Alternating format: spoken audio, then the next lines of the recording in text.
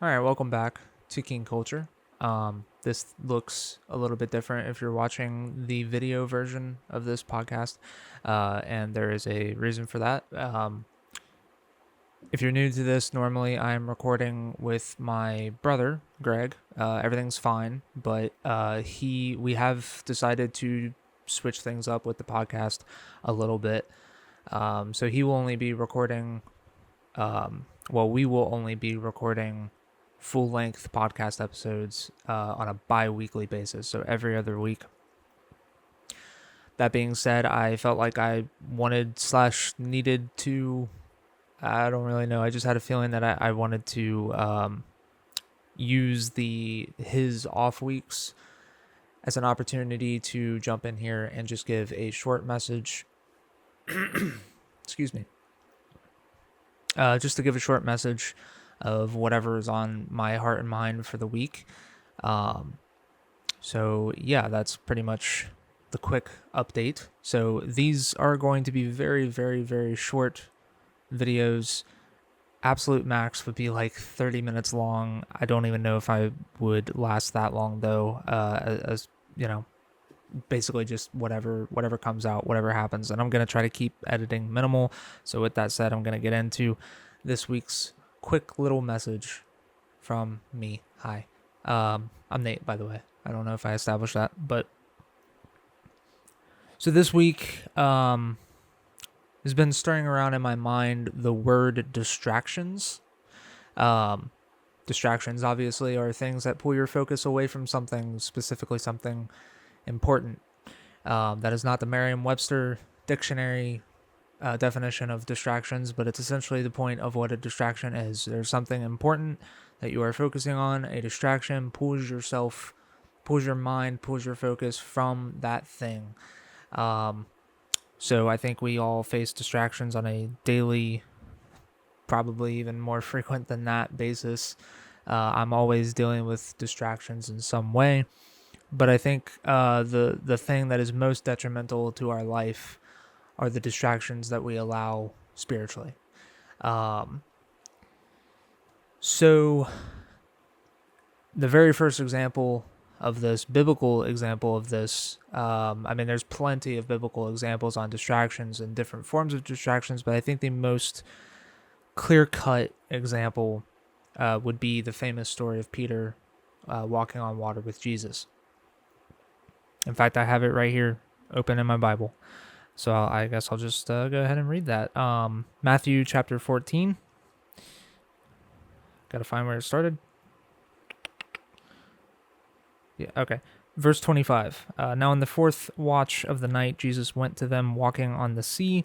And when the disciples saw him walking on the sea, they were troubled, saying, "It is a ghost," and they cried out for fear. But immediately Jesus spoke to them, saying, "Be of good cheer, it is I, do not be afraid." Verse 28 is where I like it the most. And Peter answered him and said, "Lord, if it is you, command me to come to you on the water." So he said, "Come," he being Jesus. And when Peter had come down out of the boat, he walked on the water to go to Jesus. But when he saw that the wind was boisterous, he was afraid, and beginning to sink, he cried out, saying, "Lord, save me." And immediately Jesus stretched out his hand and caught him and said to him, "O you of little faith, why did you doubt?" So I think there's a lot of things that can actually go into that story, not just distractions, but also fear and doubt and just faith as a whole. But I think all of that does come together into play. But the main thing I'm looking at is distractions. And there's actually a couple things here that I'm looking at specifically, but it's the distraction of the storm, the wind, the waves, everything that was surrounding Peter. That is whenever he fell into the water, or started to sink, rather. That is whenever he took his eyes off of Jesus. And whenever, those distractions caused him to look away from Jesus, and looking away from Jesus caused him to sink. That is right there, the essence of what I'm talking about today. But to rewind a little bit, something that I always, something, I don't know if I remember, I can't really remember. I don't know if I noticed this myself or if I noticed this, if somebody pointed it out to me. But either way, if you go back to verse 28, Peter answered him and said, Lord, if it is you, command me to come to you on the water. Jesus did not call Peter out onto the water initially. Peter asked to come out onto the water, and Jesus granted it. And that is something that I think kind of, it's one thing if we are being instructed to do something. It's a whole other thing if we are essentially volunteering to do something.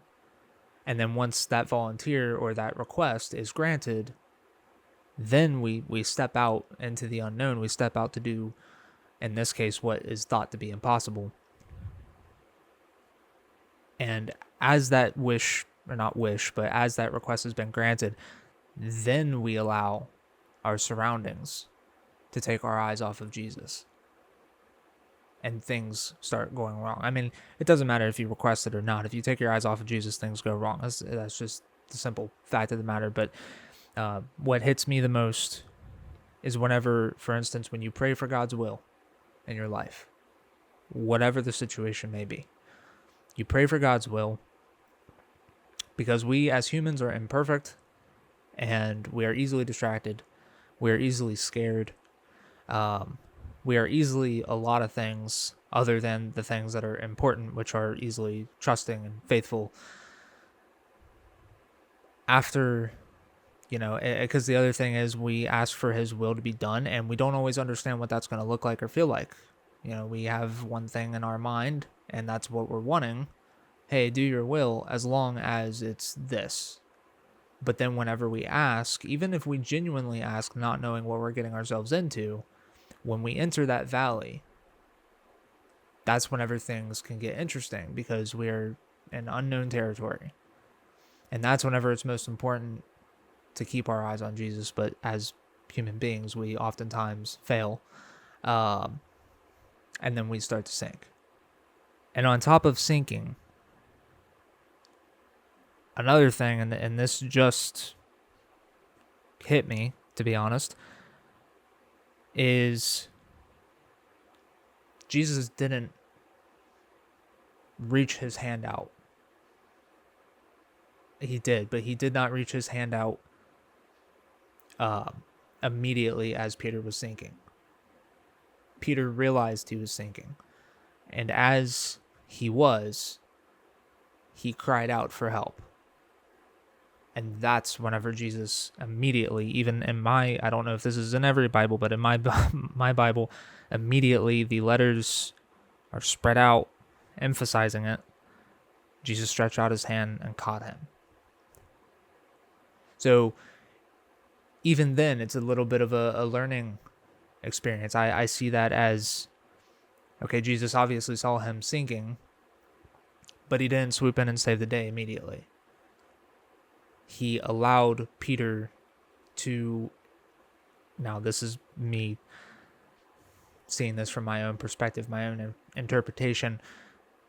He allowed Peter to experience that sinking. And then finally Peter asked, "Save me." And then there was no hesitation. The Savior was there. So all of this goes back to distractions. There's a lot of distractions in our life, just as human beings, and especially as Christians.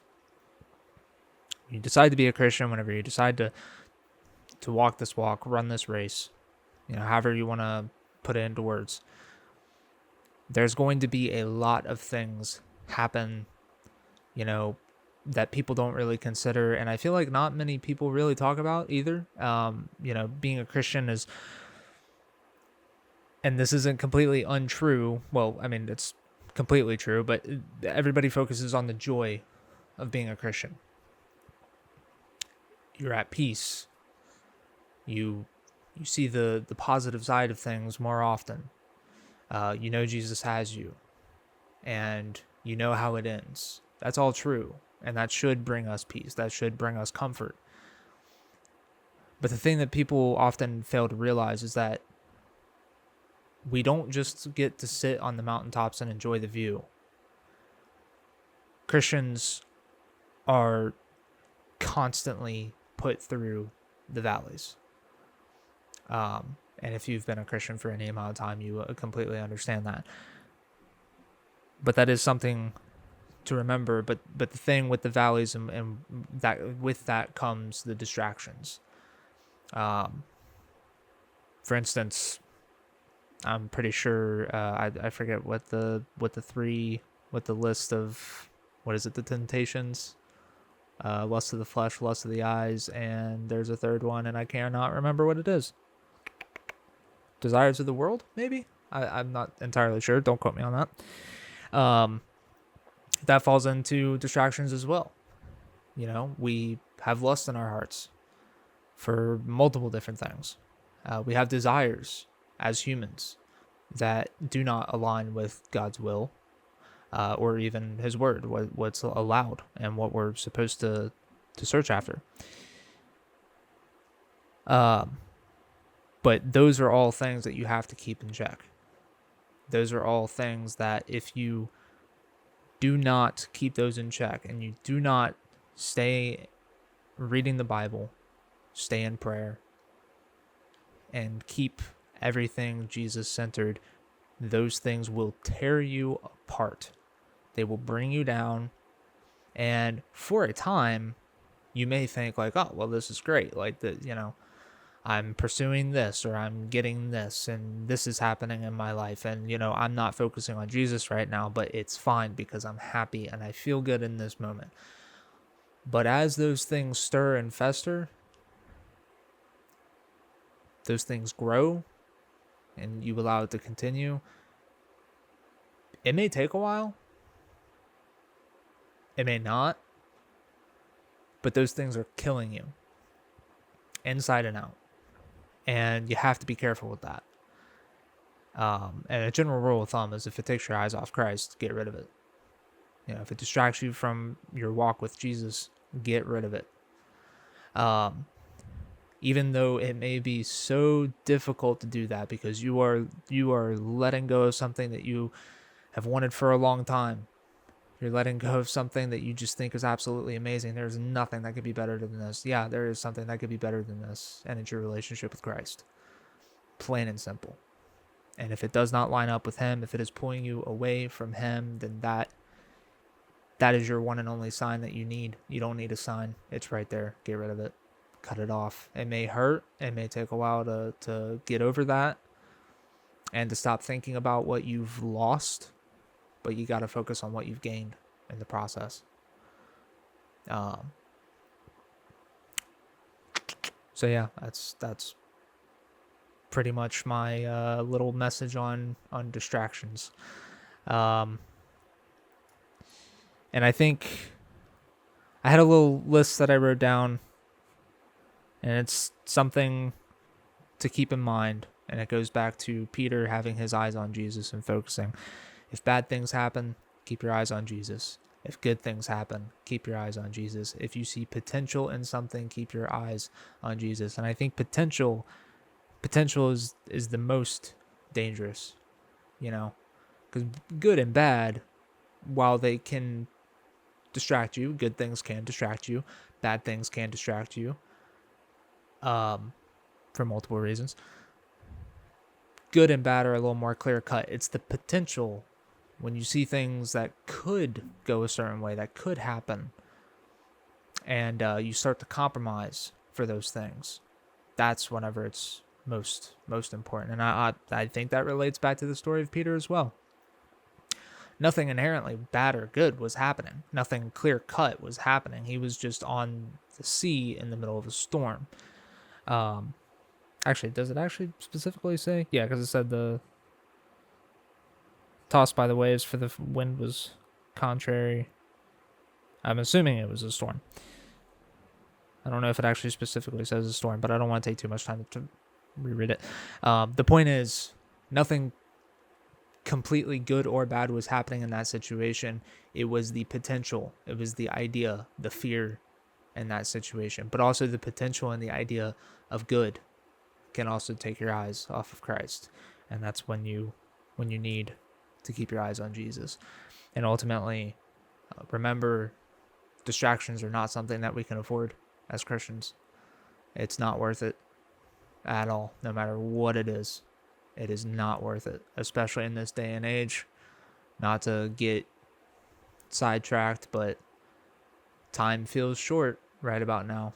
I know people have been saying that for more years and more decades and centuries than what it could be counted, but I think everybody can agree things feel different in this day and age.